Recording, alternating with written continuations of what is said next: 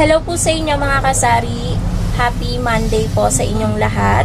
So for today's video guys, meron tayong ahente na dadating po ngayong araw ng Monday. Yung ahente po natin ng mantika.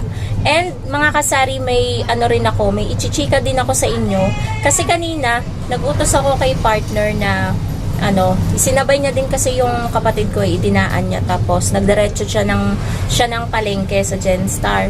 Ubus na kasi guys yung Chesterfield namin na pula. Iisang kahan na lang yung tira dito. So mabili kasi yan, kulang yan sa maghapon. Super kulang talaga yan. So nagpabili ako ng 4 na rim ng Chester na pula, 5 Marlboro Lights, 5 Marlboro Blue, at 5 Marlboro Red. So, yun yung pinabili ko. And then, may nakuha siya. May pa-promo ngayon ulit sa Genstar dun sa suki namin. So, later, ipapakita ko sa inyo guys kung ano yung nakuha namin na freebies dun sa mga sigarilyo na binili ni partner. So, ayun guys. So, antayin na lang po natin yung ahente po natin ng mantika. Siguro kukuha po tayo syempre mantika, asukal, mga gamis, crinkles, yema, asin, kukuha din tayo. So, yun guys, isa-share ko din sa inyo yung puhunan. Tingnan natin guys, baka nagmahal ang mantika, asukal, ganyan. So, update ko kayo later. So, update lang po ulit mga kasari sa ating video. So, dumating na po guys, 2 ahente yung dumating ngayon. Diba sabi ko sa inyo kanina, ahente lang ng mantika. Pero may dumating pa po na ahente pa po, yung ahente po natin sa Red Horse. Hindi ko po kasi expect na dadating sila ng maaga. And minsan po kasi, yung schedule nila na Monday every week is namumove. May araw siya. Kumbaga, hindi ako naglalabas ng case doon. Kasi Monday minsan, hindi sila dumadaan. Kaya ina-expect ko na lang na sila na lang yung may kusa na dadaan dito sa tindahan. So, ngayon guys, ipapakita ko na sa inyo yung mga in-order ko po. So, medyo maingay po mga kasari yung alaga ko. Unahin ko muna yung Red Horse. Bali, ang kinuha ko po is Red Horse na litro, yung malaki. 8 case po siya. Ito po yun. 2, 4, 6, 8. Ayan. 8. And then, isang 500 ml na Red Horse, isang case. Bali, yung total po ng aking pinagbayaran is 5,924 pesos. Bali, yung updated na presyo po ng isang case ng Red Horse litro, itong malaki, is 650 po ang isang case. And then, ito naman po is 670.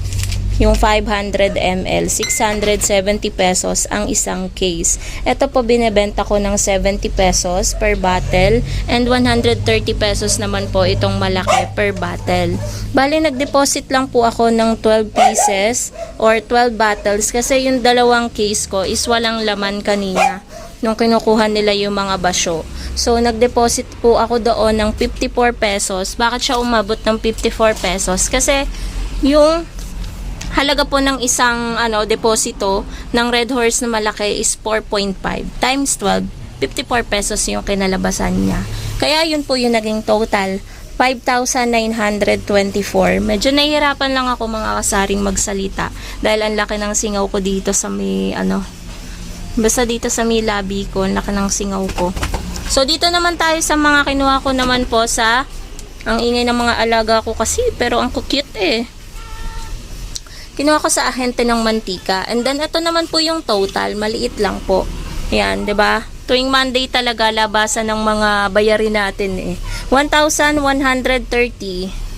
Yung mga pinagbentahan natin ng buong week, tuwing Monday na wawala sa atin. So, yung sugar po pala tumaas ng 2 pesos per kilo. 70 pesos na po per kilo yung asukal natin. Bali, pumapatak po siya mga kasari kada 1/4.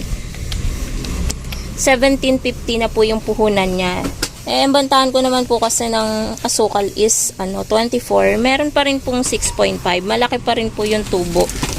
And then, yung sa Milo po, kumuha ko kay ate. 120 ang puhunan.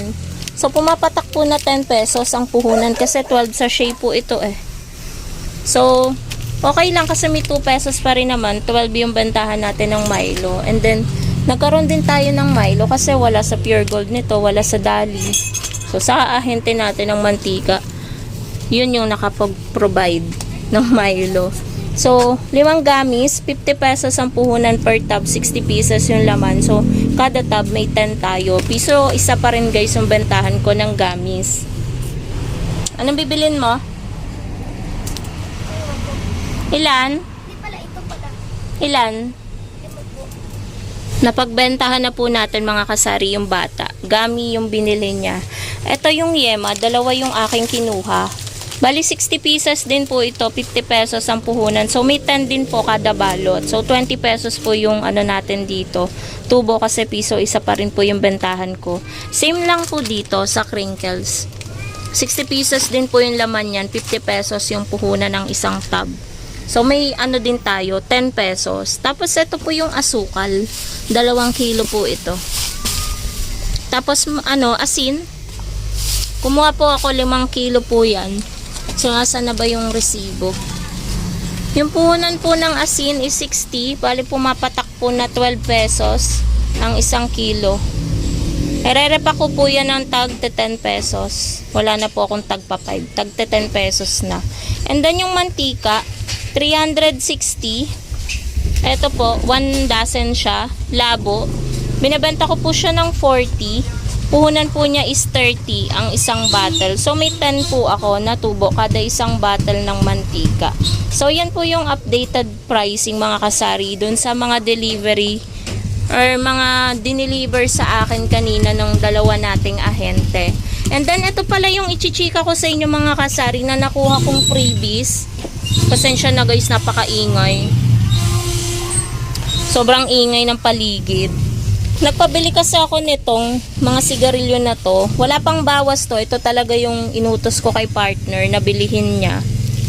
Ayan. Tapos ito yung nakuha kong free. Wala akong ahente guys ng ano ha, ng Marlboro Chester.